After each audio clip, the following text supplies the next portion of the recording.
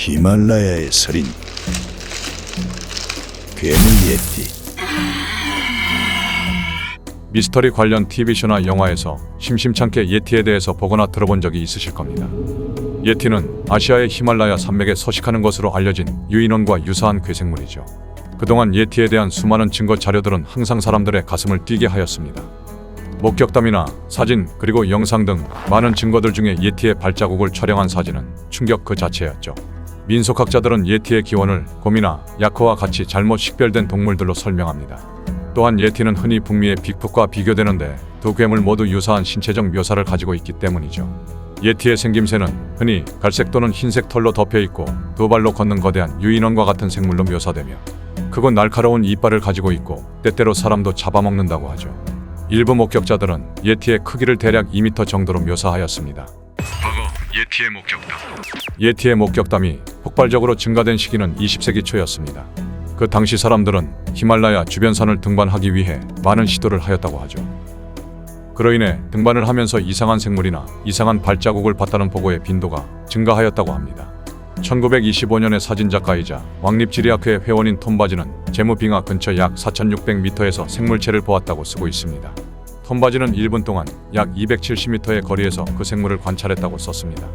의심할 여지 없이 그것의 모습은 인간의 형태와 정확히 비슷했습니다. 직립보행을 하다가 주변의 덤불을 잡아당기기도 하였습니다.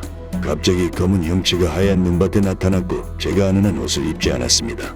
이처럼 예티에 대한 서구의 관심은 1950년대 정점에 달했습니다.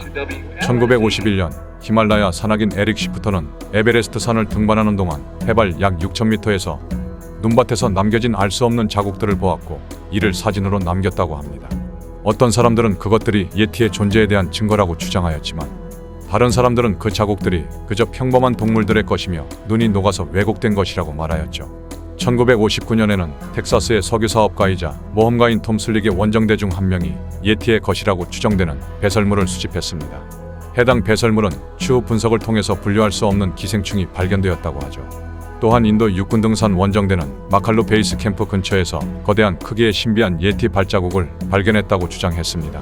이처럼 수많은 예티의 목격담들은 매우 다양했지만 공통점이 몇 가지 있었습니다. 히말라야에서 주로 발견되었고 약 2m에서 3m 정도 되는 크기와 거대한 발자국 그리고 사람처럼 이족 보행을 한다는 것이었죠. 이에 괴물연구소는 다양한 목격담과 공통점들을 참고하여 예티 이야기에 대해 보다 흥미롭게 풀어보았습니다.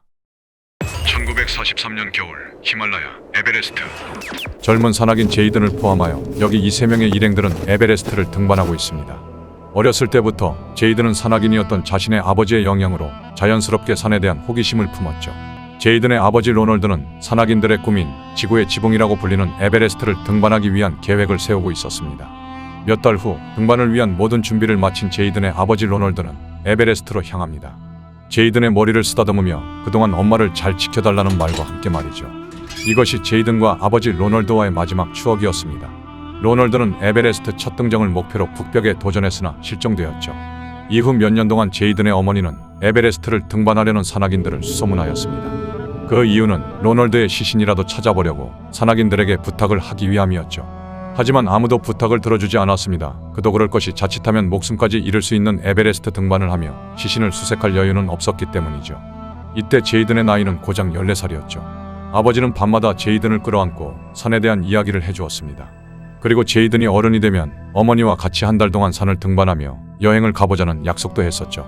이후 제이든은 아버지 로널드를 집어삼킨 에베레스트를 저주하며 살았습니다. 또한 아버지와 함께 품었던 산에 대한 추억까지 모두 불태워버렸죠. 하지만 어느새 20살이 된 제이든은 아버지의 시신을 찾기 위해 떠나려 합니다. 눈 속에 파묻혀 외롭게 홀로 잠든 아버지를 기억하며 슬퍼하는 어머니를 위해서, 또 자신을 위해서 말이죠.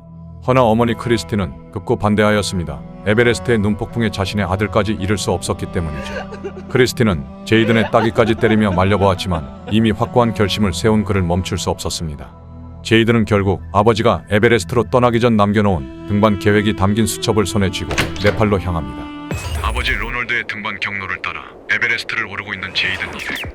휘몰아치는 것에 눈폭풍에 제이든과 그의 동료들은 잠시 쉬어가기로 합니다. 그들은 배낭을 방패 삼아 서로 꼭 붙어서 체온을 유지하고 있었죠. 눈폭풍은 도대체 언제 끝나는 거야? 걱정 마, 에반. 오래 가진 않을 것 같아. 이대로 가면 하산 계산을 해야 할 수도 있어, 제이든. 패기로 뭉친 제이든 일행. 하지만 이대로 눈폭풍이 멈추지 않고 계속된다면 그들은 하산을 선택할 수밖에 없습니다. 심한 눈폭풍은 시야 확보가 어렵고 낙상과 추락의 위험이 매우 크기 때문이죠. 몇 시간이 흘러 제이든과 그의 동료들의 몸은 점점 얼어붙어가고 있었습니다. 허나 다행히 눈폭풍은 이내 잦아들었고 제이든 일행은 등반을 계속하였습니다. 매서운 추위와 희박한 산소로 인해 점점 지쳐가고 있는 제이든 일행. 그들은 휴대용 산소통의 도움을 받고 있었지만 경험이 부족했던 제이든 일행은 어려움을 겪고 있었죠. 이처럼 에베레스트 정상 부근의 공기량은 보통 사람이 생활하는 곳과 비교했을 때 3분의 1 수준에 불과합니다. 만약 이 상황이 계속된다면 제이든은 산소 부족으로 인해 탈진하고 기절할 수도 있었죠. 매서운 바람에 휘청대며 잠시 공포로 얼룩진 제이든의 머릿속에 두려움이 엄습합니다. 아직 산중턱이기에 포기하고 싶은 마음이 들었죠. 하지만 제이든은 아버지 로널드를 생각하며 이를 악물고 정신을 차립니다. 지옥 같은 에베레스트를 직접 경험한 제이든은 더더욱 아버지의 시신을 여기에 둬선 안 되겠다는 생각이 들었기 때문이죠. 집중하며 조금씩 정상을 향해 나아가고 있는 제이든 일행. 이때 선두에서 등반을 하던 에반이 발이 미끄러져 넘어졌고 균형을 잃은 에반은 밑으로 계속 굴러떨어지고 있었죠. 제이든은 온 힘을 다해 굴러떨어지는 에반을 향해 몸을 던집니다. 약 10m 앞에 절벽에서 가까스로 에반을 멈춰 세운 제이든. 에반은 제이든을 바라보며 감사하다는 말을 전합니다. 하지만 에반을 구하느라 제이든의 산소통은 고장이 나 있었죠. 제이든은 자신의 산소통이 망가진 걸 알리지 않고 등반을 계속하였습니다. 분명 산소통이 고장난 사실을 동료들이 알면 하산을 결정할 것이 뻔했기 때문입니다. 조금만 더 가면 돼. 이 정도로 날 막을 순 없어. 아버지를 위해서라도 정신 차리자. 이윽고 어느새 정상 부근을 향해 등반하는 제이든은 계속해서 흐릿해지는 정신을 붙잡고 있었습니다. 이후 선두에서 등반을 하고 있던 에반이 갑자기 멈추며 소리를 지릅니다. 저 멀리 정상 부근에서 사람 같은 무언가가 제이든과 그 일행을 바라보고 있었죠. 눈보라로 인해 정확히 알 순 없었지만 적어도 무언가가 있다는 건 확실하였습니다. 제이든과 나머지 일행 모두가 그것을 바라보며 잠시 멈췄습니다. 얘들아, 혹시 저거 보여? 나도 보여. 어떡하지, 제이든? 계속 가야 하나?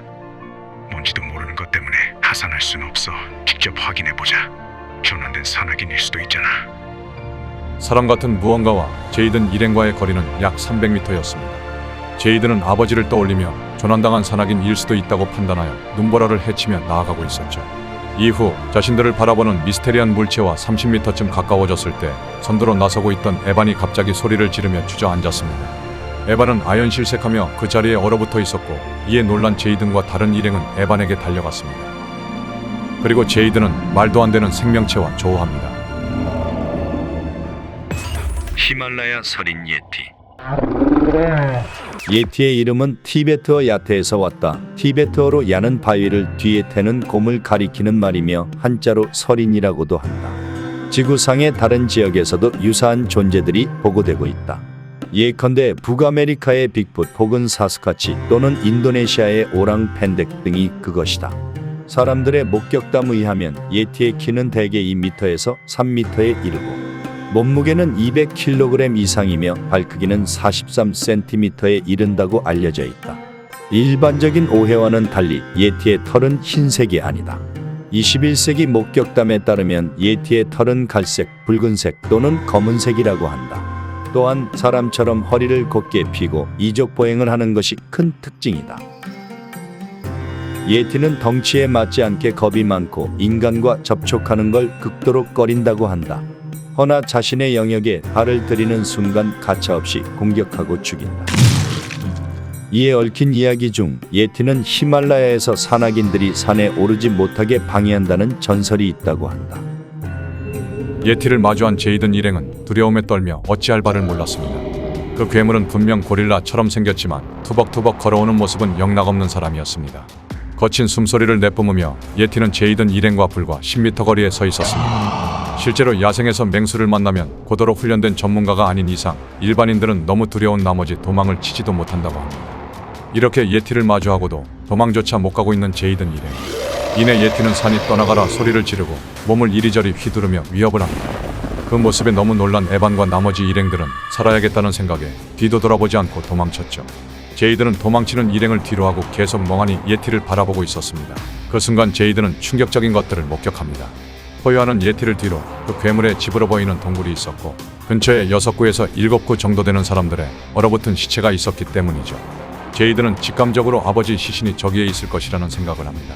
허나 3m가 넘는 이 거대한 유인원을 따돌릴 방법은 절대 없었죠. 혼자 남은 제이드는 결국 조금씩 뒷걸음질 치며 나중에 다시 오기로 마음을 먹습니다. 이상하게도 예티는 마치 기회를 주듯 뒷걸음치는 제이든을 따라오지 않고 바라만 보고 있었죠. 이후 결국 아버지의 시신을 되찾지도 못하고 혼자 하산한 제이든은 슬픈 소식을 듣습니다. 같이 등반한 에반이 예티를 보고 놀라 도망치다가 낙상하고 절벽으로 추락하여 사망했다고 전해 들었죠. 제이든과 일행은 경찰과 수사관들에게 에반의 사망 이유를 빙벽 붕괴로 인한 추락사고라고 거짓 보고합니다. 이유는 예티에 대한 실제 목격담을 통해 또 다른 희생자를 만들고 싶지 않았기 때문이죠. 몇 개월 후 제이든은 아버지의 시신을 수습하기 위해 전문 사냥꾼들과 함께 예티를 목격했던 장소에 몇 차례 가보았죠. 하지만 이상하게도 예티는 물론 시신들도 더 이상 찾아볼 수 없었다고 합니다. 그리고 얼마 지나지 않아 제이든은 병에 걸려 몸이 많이 약해진 어머니 크리스티를 간호하며 곁을 지켰습니다. 이후 결국 병 때문에 제이든의 어머니 크리스티는 사망합니다. 그리고 그녀는 죽기 직전 제이든에게 마지막 말을 전합니다. 제이든, 훗날 내게 소중한 가족이 생긴다면 항상 곁에서 아끼고 지켜줘야 한단다. 그것보다 중요한 건 없단다. 사랑하는 아들아. 오늘의 괴물 도감, 히말라야에 서린 괴물 예티.